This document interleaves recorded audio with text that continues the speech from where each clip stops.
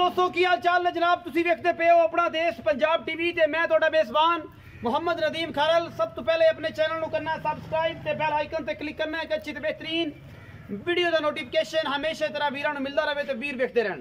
अज दी video लाजवाब होने वाली है। पैलेंट जोटी है मेरे पीछे खड़ी और नाल साढ़े को बच्ची है करास चौलस्तान दे विच माशाल्लाह पिछे भी उहदे सेक्सी मन दी बच्ची है। ये जोटी कब्बन है, दो जानवर ने। वीडियो नूं बगैर स्किप कीते देखना है, बहुत आउट क्लास ने, दोनों लाजवाब ने।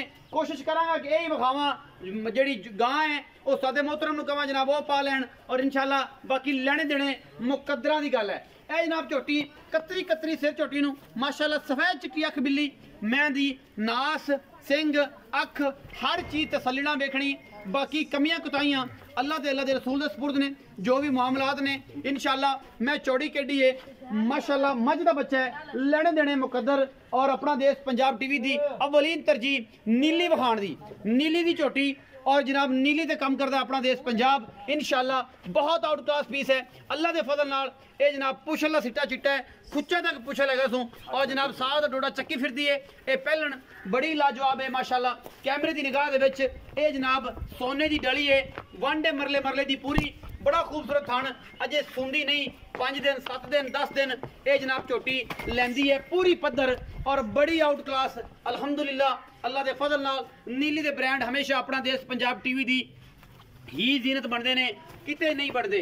बाकी जनाब मुकद्दरां दी गल होंदी है, तुरंत दे आशिया जान दी झोटी जित जाती है इंशाल्लाह। मोरा वर्गी झोटी टोरा भी इस तरह दियां और जनाब कमाल दा पीस अल्लाह के फजल नाल। बाकी मुकद्दरां दी गल होंदी, हर चीज़ जनाब सोने का मुल, सोने सन्यारे ही भरते हैं और माल जड़ा है सोने वर्गा सोने के मुल ही मिलता है। बाकी कहण नूं तां सारियां गल्लां ही ने और जनाब आशिकिया तो इन्हूं झोटी नूं पछाण दे और असीं पूरी इहदी तसल्ली करा लईए। यह जनाब झोटी बड़ी आउट क्लास खास नीली बार दी अपना देश पंजाब टीवी की बनी है जीनत। बाकी मुकद्दरां दी गल है, वंड पूरी, खूबसूरत पूरी, खुच्चा तक पुछड़, कद काठ पूरा और जनाब इंशाल्लाह ए जी अल्लाह के फजल नाल सार चक देगी, बल्कि चक्की फिरती है डोडा इंशाल्लाह। बहुत ही आउट क्लास पीस है ये पैलन जनाब झोटी और माशाल्लाह अपना देश पंजाब टीवी की जीनत बनी है। मक्खणा का पेड़ा है जी माशाल्लाह। अजे पता पुता को नहीं सूंदा, बिल्कुल पुड़े छुड़े बिल्कुल इन्हें नहीं अजे झाड़े और बड़ी आउट क्लास जनाब ये मझ है। ये झोटी है पैलन मुँह चौगी छिगी है, इनका अंदाजा नहीं है क्योंकि वेखी नहीं और झूठ बोल के कदे काम किया नहीं।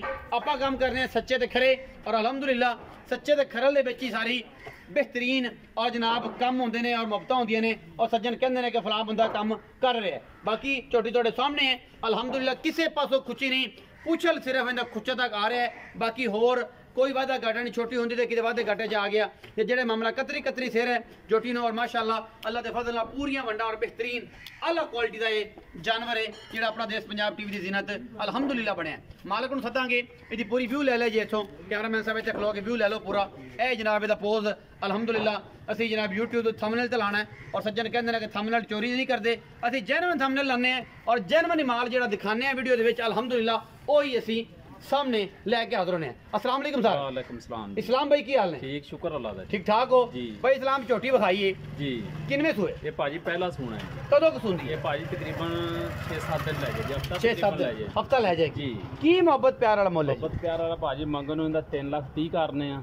ऐसे इधर आओ मतलब लेडीज आ रही है। अच्छा मुल मंगन नूं 3,30,000 करने आ, फाइनल 2,95,000 दी दे दें। 2,95,000 दी विचों को लाड़ प्यार थोड़ा बहुता कर लो। 19 की जी कर हो जाएगी। मोहब्बत प्यार करोगे थोड़ा बहुत करन मुल 3,30 कर दो, लेकिन फाइनल 2,95 2,95 19 की 19 की जी 19 की थोड़ा बहुता कर लो विचों प्यार मोहब्बत जी 2,95 चो भी हो जाएगा। मुंह छगी है छिगी ये मुंह 6 दंद है जी और जनाब ये 19 की होनी है, होर कुछ नहीं होना। चोटी बड़ी लाजवाब है। वीडियो लगी अच्छी तो वीडियो लाइक शेयर ते कमेंट जरूर करना, अपनी राय नाल जरूर आगाह करना है। पाकिस्तान जिंदाबाद, पाक आर्मी।